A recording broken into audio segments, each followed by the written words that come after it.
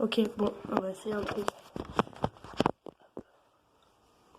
Nous sommes fin 2020 et je me disais que pour clôturer cette année chaotique, on pouvait faire une pause et prendre un petit peu de recul. Tu te souviens où on était il y a un an? Tu te souviens de qui tu étais? C'est une question qu'on peut se poser maintenant en faisant référence à un être passé.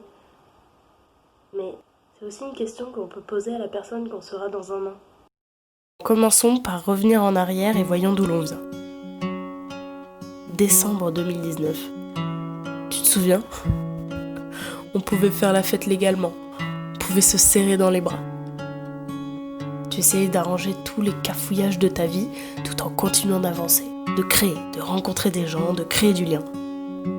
Ta vie était rythmée par l'art du vivant, de la création de spectacles à la beauté des drag games, en passant par des centaines de répétitions, d'échanges, de remplissage culturel au cinéma, en concert, au théâtre. Tu te souviens quand l'art était là? Existant. On ne se rendait pas compte de la chance qu'on avait à pouvoir se déplacer librement, à créer, à penser, à rêver comme des fous. On se rendait pas compte. C'était normal, comme de marcher, on avançait un pas après l'autre comme si de rien n'était.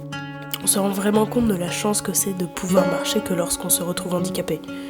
Une balle dans le pied, un accident et se tenir debout devient une épreuve, alors que tu pouvais courir pendant des heures. L'art suffoque, l'art est en danger. Non, pas l'art. Les artistes.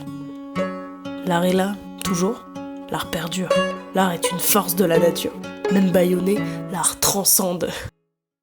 J'ai commencé en voulant revenir sur l'être que j'étais, sur mon identité. Je me disais qu'en prenant un peu de recul, qu'en revenant sur le passé, je pourrais apporter un peu de joie ou au moins une respiration dans ce monde.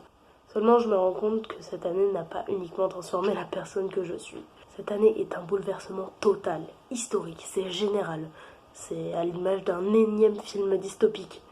Je voulais apporter de la joie, mais je ne vois que l'urgence, la peur, le danger et le besoin d'agir.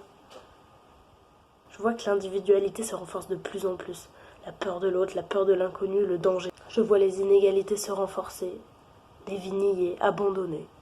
Je vois un monde perdu, une planète malade. C'est fascinant à quel point la destruction est plus facile que la construction. C'est si dur d'aller vers le mieux, de vivre dans un cercle vertueux, de rendre le monde et soi-même meilleur et de créer de belles choses. Ça demande tellement plus de temps et d'investissement de mettre des choses en place pour façonner un monde en paix, simple et bienveillant.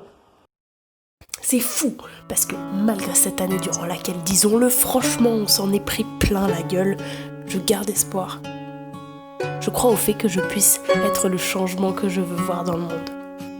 C'est peut-être très égocentrique, mais je me dis que ma volonté et mon énergie pour m'améliorer, être dans la communication et dans la bienveillance le plus possible peut inspirer.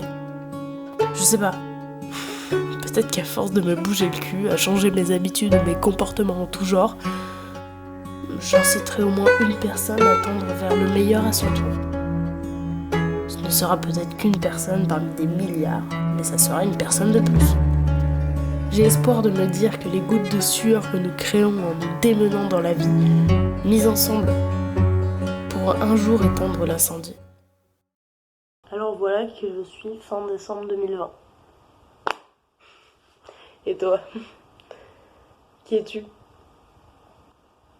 De quoi rêves-tu? Qu'est-ce qui t'anime? Te fait vibrer? Quelle est la raison pourquoi tu te lèves le matin? Quelle est la cause de tes sourires? De tes crises de rire? De tes sauts de joie?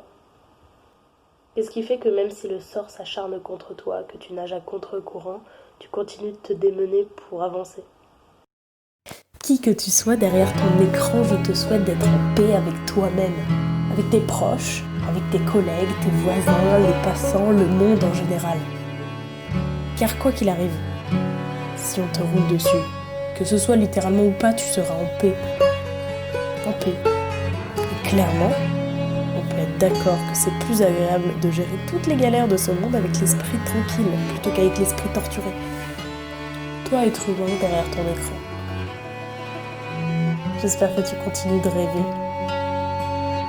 Que tu as réussi à préserver ta liberté. Que tu es toujours engagé et en accord avec tes valeurs. J'espère que tu as gagné en indépendance et en autonomie. J'espère que tu as encore plus développé ta communication et que tu as encore plus ouvert ton esprit. J'espère que tu as appris des milliers de choses.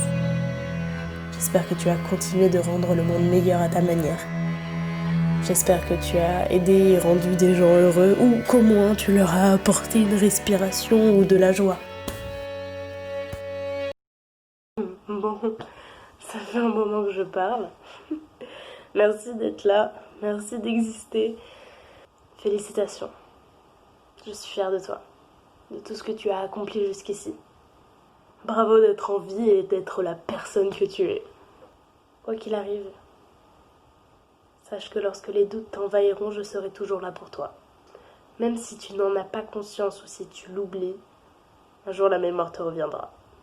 J'ai hâte de rencontrer la personne que je serai après cette année qui va se dérouler.